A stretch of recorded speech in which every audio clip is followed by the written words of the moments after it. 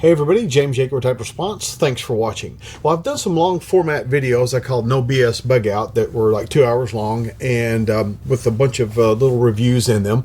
And people have been asking, where's this one, where's that one? Like they want timestamps because they don't want to watch the whole video. So what I've done is I've cut out some of those product reviews where I talked about those things, and I've made them into individual videos. You have to understand they probably won't make a lot of sense or total sense because they were part of a big thing, and I might have talked about the bulk of it during the video that you're going to see and maybe little bits of it the rest of the time. So I'm doing the best I can. This is because people ask for it, so I've broken those up. Here they are. I hope you enjoy. Let's see. So when there's bits of broken glass in the seat, the little cubes, if you take and just wipe it with your hands, it'll cut the shit out of you. So don't ever try to do that. Like just get a floor mat or something to try to get that glass out of the way. But don't try to wipe it with your hands. It'll just cut the crap out of you.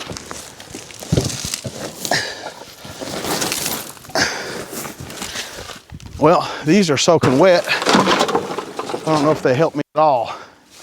We go ahead and get it out and go from there.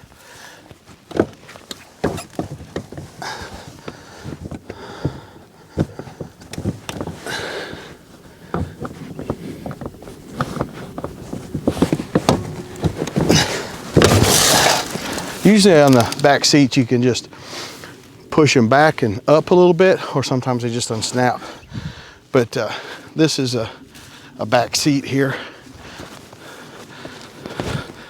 and so you can get the upholstery off in just a few seconds, really. Just a few cuts, and got to be careful, there's metal stuff in there too.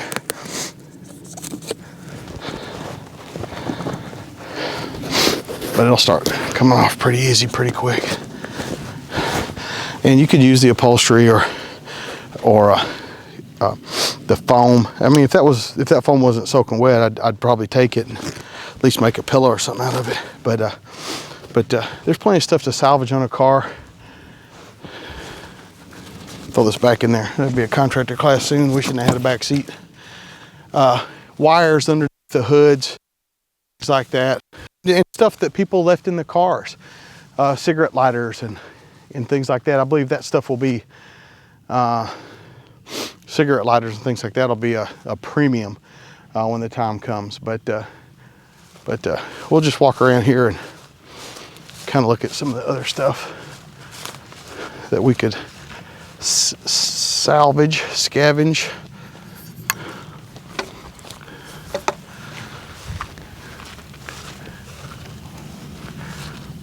Not much we could do with that plastic. Somebody's left a knee pad in there. It's probably one of mine. So we borrowed. Whoop, my camera's come loose here. Just go handheld with it. It'll be shakier, but so it's the way it goes.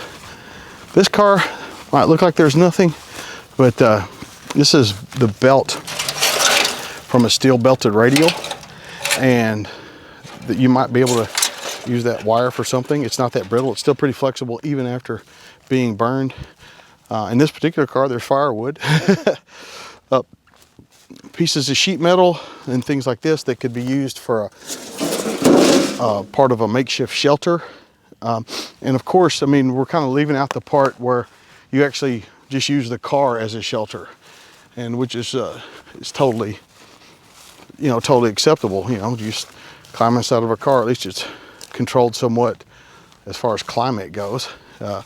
Keeps the wind and the rain off of you or whatever. Might make a heck of a difference. Things like notepads that have been left in there. Maybe you might need a notepad.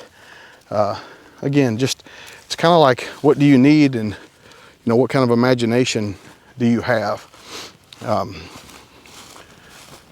There's tons of little pieces and parts, and you might be able to pick up a weapon, if necessary.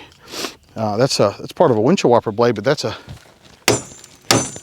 That's a pretty substantial windshield wiper blade. But you know, just use your imagination. You know, there's all kinds of things that could be used. But pop the hood, pull the electrical wiring out. The battery, wouldn't want to carry it very far, but you could start a fire with a battery that's just got a little bit of juice in it. So use some of that wire from that steel belted radio I was talking about, and just do what you're not supposed to do. Put the plus to the minus, and you can start a fire post haste. Cadillac, if you're gonna sleep in a car, you might as well sleep in a luxury car. And I'm sure there's other things, cars like that Pontiac right there. You could crawl under it, and if you had a screwdriver or something, punch the lowest part of the gas tank, and even if it's completely out of gas, there might be a few drips in there that you could use to start a fire or something like that. You don't need much, things like that. And this is where a tire burnt. Tires burn like hell. They burn hot. I mean, it stinks and it's smoky, but especially if you need a signal to signal somebody, that's what they used in Mogadishu. Black smoke from a tire can be seen for miles and miles. So if you like that stuff, you can, right below the video, you can check my Amazon store to get more information. And if you buy through my Amazon store, I appreciate it. I get a tiny little kickback from that. It doesn't cost you any extra.